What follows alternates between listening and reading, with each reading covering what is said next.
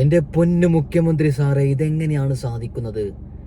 എൻ്റെ പൊന്നു VD സതീശൻ സർക്കാരെ, ഇതെങ്ങനെയാണ് സാധിക്കുന്നത്?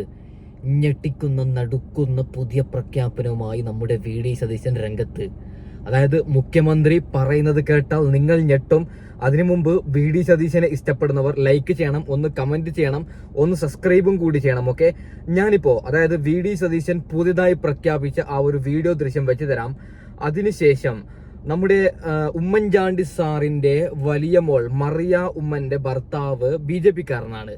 അത് എന്തുകൊണ്ടാണ് അങ്ങനെയായെന്ന് അവരോട് മറിയ ഉമ്മനോട് ചോദിക്കുമ്പോൾ അതിനുള്ള ഉത്തരം മറിയ ഉമ്മൻ തരുന്നുണ്ട്. അതും കൂടി നിങ്ങളൊന്ന് കേൾക്കണം. ഓക്കെ, അതിനുശേഷം നമ്മുടെ VD സതീശനോട് ഒരു പയ്യൻ ചോദ്യം ചോദിച്ചത് വലിയ വൈറലാണ്. അതായത് വണ്ടി മോഡിഫിക്കേഷൻ ചെയ്യാൻ നിങ്ങൾ സമ്മതിക്കോ എന്ന് ഒരു പയ്യൻ ചോദിച്ചപ്പോൾ നമ്മുടെ VD സതീശൻ ഇങ്ങനെയാക്കിയത് വലിയ വൈറലാണ്. അത് ആരാണ് ആ ഒരു ചോദ്യം ചോദിച്ചത്? ആ പയ്യൻ രംഗത്ത് വന്നിട്ടുണ്ട്. ആ പയ്യൻ ചില കാര്യങ്ങൾ പറയുന്നുണ്ട്, അതും ഞാൻ വെച്ച് തരാം. ഓക്കെ, അതിനുശേഷം ഏറ്റവും അവസാനം രസകരമായ ചിരിപ്പിച്ചു കൊല്ലുന്ന ഒരു വീഡിയോ ദൃശ്യം നിങ്ങൾ ഓരോരുത്തരും കാണണം. ഞാൻ 4 പ്രാവശ്യം ഇരുന്ന് കണ്ടു. അതായത് മരിച്ചുപോയ നമ്മുടെ ഇന്നസെന്റിന്റെ ഒരു നല്ലൊരു കോമഡിയാണ്. നിങ്ങൾ ഓരോരുത്തരും, പുതിയ തലമുറ നിങ്ങളോട് പറയുകയാണ്, ഓരോരുത്തരും ആ ഒരു കോമഡി കാണണം. ചിരിച്ച് നിങ്ങൾ ചാവും. അതായത് അതിൽ കുറെ കാര്യം ഉൾക്കൊള്ളാനൊക്കെ ഉണ്ട്. ഓക്കെ, അപ്പോൾ ഞാൻ വിഷയത്തിലേക്ക് കടക്കാം. ആദ്യം നമുക്ക് നമ്മുടെ മുഖ്യമന്ത്രി ഇന്ന് പുതുതായി പ്രഖ്യാപിച്ച ആ ഒരു പ്രഖ്യാപനം ഒന്ന് കേട്ടു നോക്കാം. ഓക്കെ, ഫിലിം ഇൻഡസ്ട്രി ഹൈദരാബാദിലും മദ്രാസിലും എല്ലാം ചെയ്തതുപോലെ സിനിമാ രംഗത്ത് ഈ സർക്കാർ ഒരു സിഗ്നേച്ചർ ഇടും. ഞാൻ ഉറപ്പു തരുന്നു, ഒരു കയ്യൊപ്പ് ചാർത്തും. ഈ സർക്കാരിന്റെ ഒരു കയ്യൊപ്പ് സിനിമാ രംഗത്ത് ചാർത്തും. ടൂറിസം രംഗത്ത് അത്ഭുതകരമായ സാധ്യതകളുള്ള സ്ഥലമാണ് നമ്മുടേത്. കടലുണ്ട്, ബാക്ക് വാട്ടർ ഉണ്ട്, വെസ്റ്റേൺ ഗാർഡ്സ് ഉണ്ട്, എല്ലാം.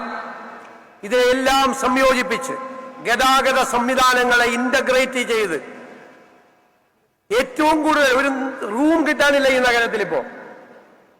അതുൾപ്പെടെയുള്ള കാര്യങ്ങൾ വളരെ ശ്രദ്ധയോടുകൂടി ഈ വർഷം, ഈ 6 മാസത്തിനുള്ളിൽ തന്നെ കൃത്യമായി ആസൂത്രണം ചെയ്ത് ഒരു ടൈം ഫ്രെയിം ഉണ്ടാക്കി ആ സമയത്ത് അത് തീർക്കാൻ ഈ സർക്കാർ നിങ്ങളോടൊപ്പം ഉണ്ടാകും എന്ന വാക്ക് നൽകുന്നു.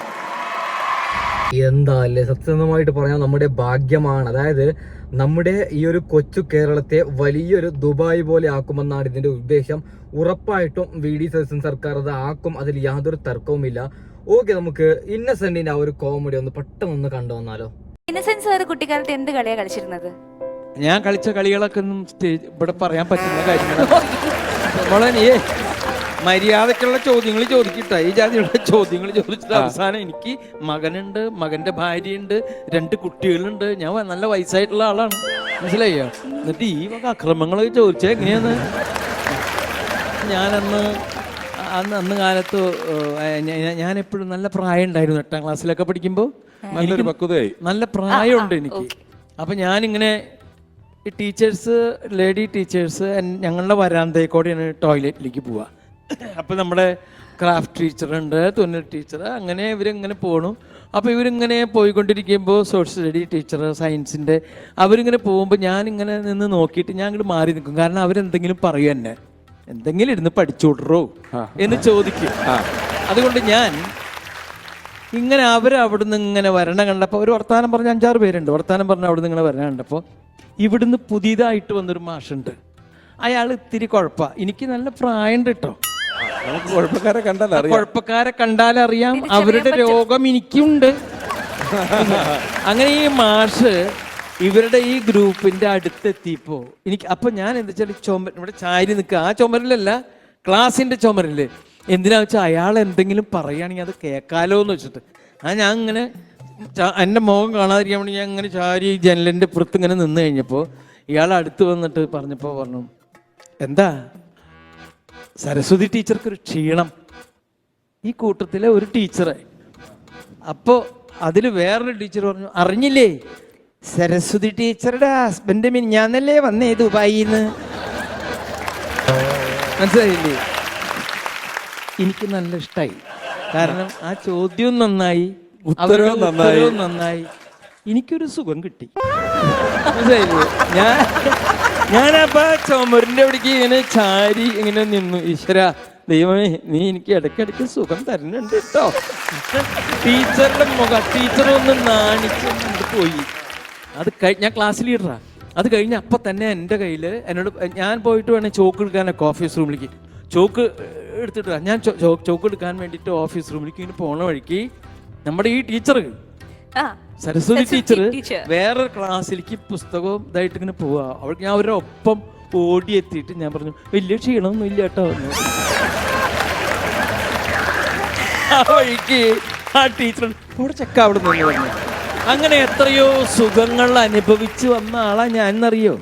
അത് മനസ്സിലാക്കുക. എനിക്ക് പിന്നെ ഒരു സുഖവും വേണ്ട, ഒന്നും വേണ്ട. ഓക്കെ, അതായത് നമ്മള് എല്ലാ ദിവസവും രാഷ്ട്രീയം കേട്ട് കേട്ട് നമ്മുടെ തല തന്നെ വേറെ ആയിരിക്കും. അതുകൊണ്ട് ഇടയ്ക്കിടയ്ക്ക് ഇങ്ങനെയുള്ള ഒരു കോമഡി, ഇങ്ങനെയുള്ള കാര്യങ്ങളൊക്കെ കാണാൻ വേണ്ടിയിട്ടാണ് ഈ ഒരു വീഡിയോ ദൃശ്യം വെച്ചത്. ഓക്കെ, നമ്മൾക്ക് മറിയ ഉമ്മന്റെ ഹസ്ബൻഡ് BJP കാരനാണ്. അതിനെ കുറിച്ചിട്ട് എന്താണ് മറിയ ഉമ്മന് പറയാനുള്ളത്? മറിയയുടെ ഭർത്താവ് വർഗീസ് ജോർജ് മാത്രം എന്തുകൊണ്ടാണ് ഒരു വ്യത്യസ്തമായ രാഷ്ട്രീയ ചിന്തയിലേക്ക് പോയി NDAയുടെ സ്ഥാനാർത്ഥിയായി മത്സരിക്കുന്നത്? എൻ്റെ ഹസ്ബൻഡ് റോഷി, അദ്ദേഹം NDA, അദ്ദേഹം 2020 റോഷി വർക്ക് ചെയ്തത്. 2021 റോഷി 2020 ചേർന്നതാണ്. അന്ന് അപ്പയുള്ള സമയം തൊട്ടേ റോഷി 2020 അന്ന് തൊട്ട് അതിൽ പ്രവർത്തിച്ചു കൊണ്ടിരിക്കുകയാണ്. ഇപ്പം ഇത് ഓരോരുത്തരുടെ വ്യക്തി സ്വാതന്ത്ര്യമല്ലേ. ഇപ്പം കാൻഡിഡേറ്റ് ആയതുകൊണ്ടായിരിക്കാം അതിനൊരു ശ്രദ്ധ വന്നത്. ഭർത്താവിന് വേണ്ടി തെരഞ്ഞെടുപ്പ് പ്രചാരണത്തിന് പോകാൻ പറ്റുന്നില്ല എന്നൊരു വിഷമമുണ്ടോ? അങ്ങനെയല്ല, നമ്മൾ രാഷ്ട്രീയവും കുടുംബവും തമ്മിൽ കൂട്ടിക്കലർത്തേണ്ട ആവശ്യമില്ലല്ലോ. ഇങ്ങനെ ഒരു സാഹചര്യം വന്നപ്പോൾ തന്നെ എൻ്റെ അടുത്ത് പറഞ്ഞായിരുന്നു ഞാൻ ചിലപ്പോൾ സ്ഥാനാർത്ഥിയാകും. അത് എൻ്റെ ഹസ്ബൻഡിൻ്റെ പേഴ്സണൽ ചോയ്സാണ്, റോഷിയുടെ പേഴ്സണൽ ചോയ്സാണ്. എനിക്ക് കോൺഗ്രസ്സുകാരിയായിട്ട് UDFന്റെ പൂർണ്ണ വിജയത്തിന് പോകാം. റോഷി വിശ്വസിക്കുന്ന ആ പാർട്ടിയിൽ അവർക്ക് വേണ്ടി സ്ഥാനാർത്ഥിയായിട്ട് നിൽക്കുന്നു, അതിൽ പ്രവർത്തിക്കുന്നു. ഓക്കെ, ശരി തന്നെയാണ് മറിയ ഉമ്മൻ പറയുന്നത്. അത് ഇപ്പം എനിക്ക് വേണമെങ്കിൽ BJPക്ക് പോകാം, CPMലേക്ക് പോകാം, നമ്മുടെ ഇഷ്ടമാണ്. അതിന് നമ്മളൊന്നും പറഞ്ഞിട്ട് കാര്യമില്ല. ചിലർ മറിയ ഉമ്മനെതിരെ രംഗത്താണ്, എന്തിനങ്ങനെ ചെയ്തു, എന്തിനിങ്ങനെ ചെയ്തു എന്നൊക്കെ പറഞ്ഞിട്ട്. ഓക്കെ, നിങ്ങൾ ഈ ഒരു വീഡിയോ ദൃശ്യം കാണണം. അതായത് നിങ്ങളൊന്ന് കണ്ടു നോക്കൂ. ുള്ള റോഡിലൂടെ ഹെൽമറ്റ് ധരിക്കാതെ പോയ ബൈക്ക് യാത്രികനെ പോലീസുകാരൻ തടഞ്ഞു നിർത്തി. ഹെൽമറ്റ് ധരിക്കാത്തതിന്റെ കാരണം ചോദിച്ചപ്പോൾ ബൈക്ക് യാത്രികൻ പറഞ്ഞത് കേട്ട് പോലീസുകാരൻ ശരിക്കും ഞെട്ടി. തന്റെ തലയ്ക്ക് പാകമാകുന്ന ഹെൽമറ്റ് കിട്ടാനില്ലെന്നായിരുന്നു ബൈക്ക് യാത്രികന്റെ മറുപടി. സംശയം തോന്നിയ പോലീസുകാരൻ തന്റെ കൈവശമുള്ള ഹെൽമറ്റ് എടുത്ത് ബൈക്ക് യാത്രികന് കൊടുത്തു. ഹെൽമറ്റ് ധരിച്ചു നോക്കിയപ്പോഴാണ് പാകമാകുന്നില്ലെന്ന യാഥാർത്ഥ്യം പോലീസുകാരനും മനസ്സിലായത്. ഒടുവിൽ ബൈക്ക് യാത്രികന്റെ നിസ്സഹായാവസ്ഥ കണ്ട് വലിയ സൈസുള്ള ഹെൽമറ്റുകൾ നിർമ്മിക്കണമെന്ന് ഹെൽമറ്റ് കമ്പനിയോട് പോലീസുകാരൻ അഭ്യർത്ഥിച്ചു. ഹെൽമറ്റ് ധരിക്കാതെ എത്തിയ ബൈക്ക് യാത്രികനെ പിഴയിൽ നിന്ന് ഒഴിവാക്കുകയും ചെയ്തു. മധ്യപ്രദേശിലാണ് സംഭവം.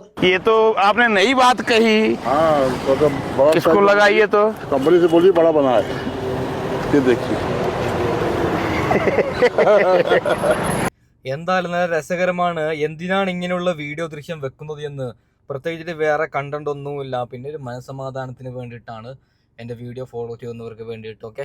ഓക്കെ, നമുക്ക് എന്തായാലും അതായത് VD സതീശനോട് ഒരു ചോദ്യം ചോദിച്ച പയ്യൻ ആര്, നമുക്ക് അത് ജസ്റ്റ് ഒന്ന് കണ്ടിട്ട് വീഡിയോ വൈൻഡപ്പ് ചെയ്യാം. ഓക്കെ, അവിടെ നിൽക്കണം. നീ അല്ലേ വീടിനെ ചിരിപ്പിച്ചാള്? എന്തിനാണ് ചിരിപ്പിച്ചത്? അല്ല എന്നാലും നീ എന്തായിരുന്നു ചോദിച്ചത്? ഇയാള് കാര്യമായിട്ട് ചോദിച്ചതാ, പക്ഷെ തമാശയായി മാറി. എന്തായിരുന്നു ചോദിച്ചത്? വണ്ടി അൾട്ടർ ചെയ്തോട്ടെ എന്നാണോ? ഓൾട്ടർ ചെയ്തോട്ടെ, വണ്ടി മോഡിഫിക്കേഷൻ ചെയ്യുന്നതിനെ കുറിച്ച് എന്താണ് സംഭവം? മോഡിഫിക്കേഷൻ ചെയ്യാൻ സമ്മതിച്ചാ?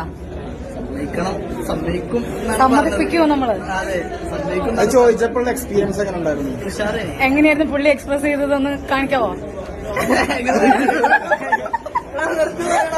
ഓക്കെ, എന്തായാലും ഞാൻ വീഡിയോ വൈൻഡപ്പ് ചെയ്യാൻ പോവുകയാണ്. ഒരു കാര്യം കൂടി പറയുകയാണ്, ഇങ്ങനെയുള്ള വീഡിയോസ് എൻ്റെ വീഡിയോസിൽ ഞാൻ വെക്കലില്ല. അതിന് വേണമെങ്കിൽ വെക്കാം. അതായത് ഇപ്പോൾ ഒരു എക്സാമ്പിൾ പറയുകയാണെങ്കിൽ എന്തെങ്കിലും ഒരു വിഷയത്തെക്കുറിച്ച് സംസാരിച്ചതിന് ശേഷം അതിനുശേഷം ഇങ്ങനെയുള്ള നാട്ടിൽ നടക്കുന്ന ചെറിയ ചെറിയ വീഡിയോയുടെ കഷ്ണം വേണമെന്നുണ്ടെന്ന് കമൻറ്റ് ചെയ്യണേ.